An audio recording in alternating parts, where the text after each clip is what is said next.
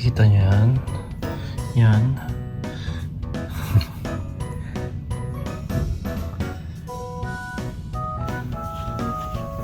This is my first day because we're going back to journaling. Yes, kasi itong mga receipts, yan, katulad ito. Parang I wanna keep it as a souvenir kasi ito yung pagdating namin ng Korea. Since late night yung dating namin, may note yung ano dun for the room check-in. Tapos yung mga receipts, sometimes nang hinayang ko itapon. And before, years ago, I made a journal, mga stuff na ayun, I wanna keep as a souvenir. Diba? Hindi na tayo nagkaroon ng chance na makabili ng journal dun sa airport kasi early nung flight din namin. To sarado pa yung mga shops. So, I got one sa Vertis. Ito. Tokyo finds naman siya eh. So it's a sign. Tokyo naman tayo next. Here's a solar kasi may errands tayo sa Jaya nasa party. So let's do this. Madali lang naman kasi I want my journal din to be very small. Remember ko dati nag-journal ako yung mga biyahe ko for mga within Asia, like mga Thailand, gano'n, Singapore, yung mga small stuff na gusto kong ma-remember. Put it in a small journal na nakita ko in Thailand when I was there.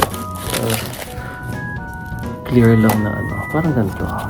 Pero ito nga hardbound na yun. Para kung marami kang itinitikit, pwede rin siya, no? Yung dati ko, I still have it, though. Yan, cardboard. So, maganda. Tapos, I bought the glue para ididikit ko siya. So, nakabit. Nag-edit din ako, eh. So, multitasking tayo.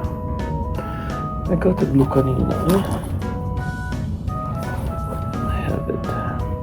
Anyways, yan, I got the glue. Konti lang yung ano ito pero tingnan natin. Number 1 agad, my journal. Tapos date today is 15 of December 2025. Tomorrow simbang gabi na. So, number 1, Seoul trip. Yan. Tapos, eto yung lagay ko dito. Kasi, yun yung pagdating natin. Yun agad yung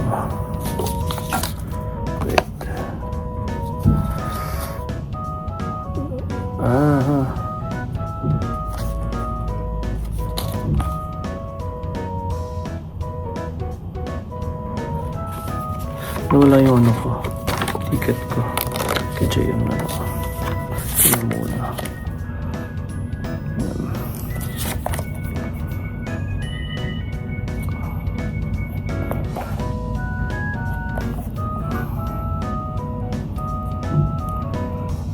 Tapos pwede mo magsulat ng kung ano-ano stuff like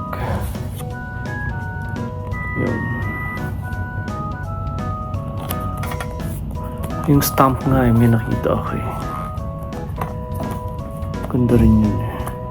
Kanina, pang mahal lang, 500. Anyways,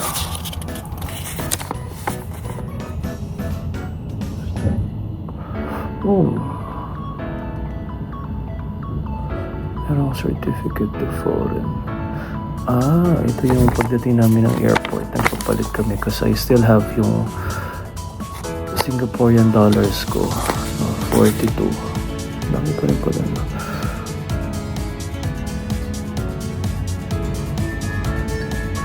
Yung isang 5,000 mahal pala ng no? Ng rate ng ang Singapore dollar sa Korean won is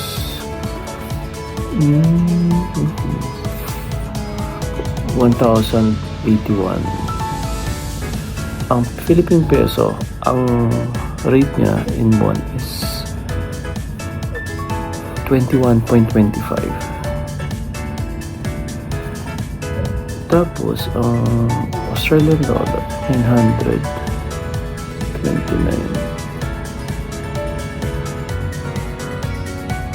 Tama ba?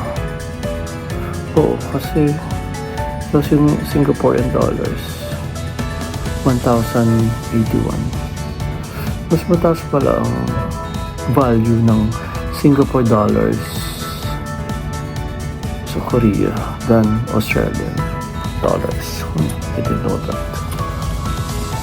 So, yung mga ganun, diba? At least, pag nakip mo yun,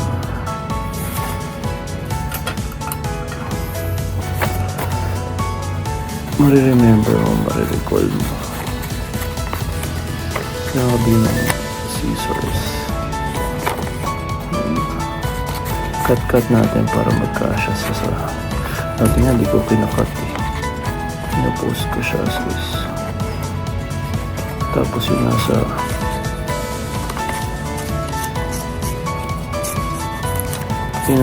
book. As in,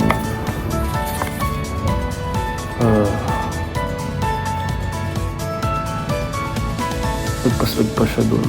Maliit lang din yung kinamit ko dati.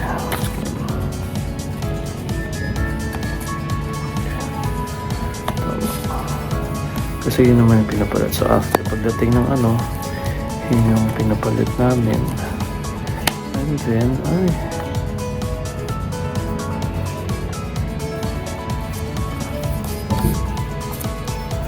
tapos ito yung mga tour na alpakapa.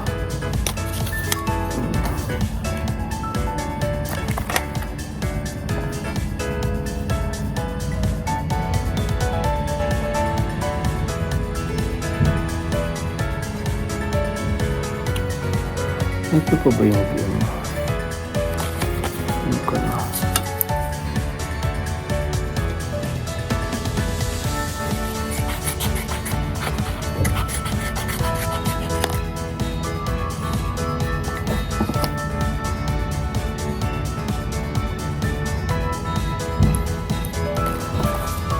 Ano yung seat number?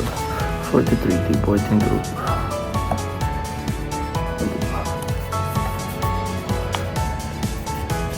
Ngayon pala yung Blue Awards.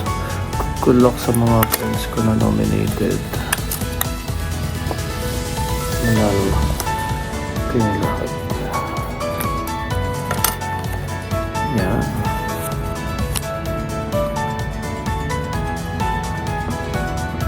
Hindi ka kasi mag-get na balik-balikan. Saka ko na siya susulatan ng mga kwalikan. Kaya na yung ma-remember ko.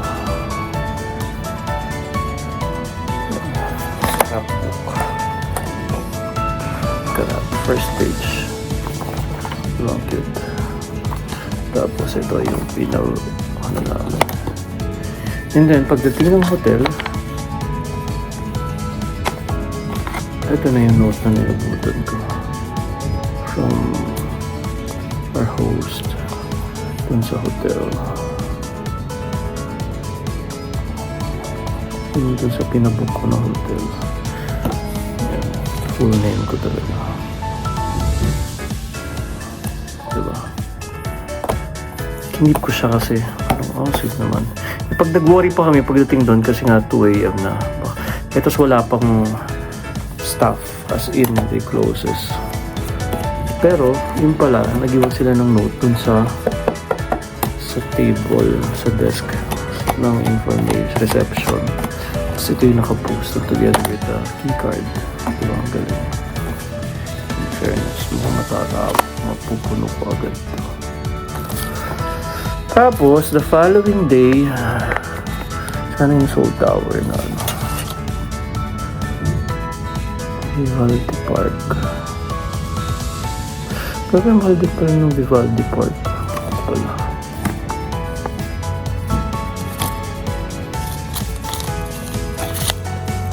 Next is Alpacapa. Hindi, iba pa yun. Wala.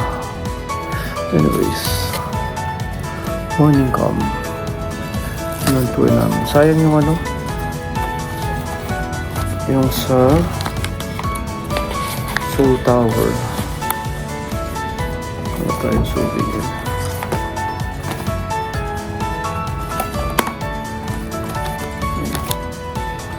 Cookies, I'll just show you after. Ciao! Bumili ako ng Christmas giveaways kanina. Then meron akong crafts and craftistry. There's a varieties. Gulat ako, binyan ako 7,637. At ang VAT niya is 12%. 818. Ang mahal ng VAT natin, grabe. Grabe. So instead ng 6,819 lang, nagiging 7,637. Mahal na. Hello. Tapos nag-grocery ako ng contest sa healthy options. Kasi mas na ako ng supplements. At in fairness, active pa pala yung account ko doon. Kahit long years na ako hindi nakakabili doon. So, naka 3,783 din tayo.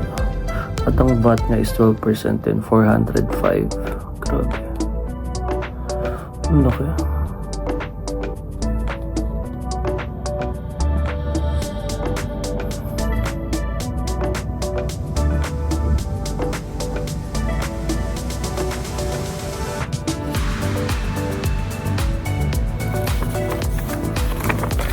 Tapusin natin ito. Ciao.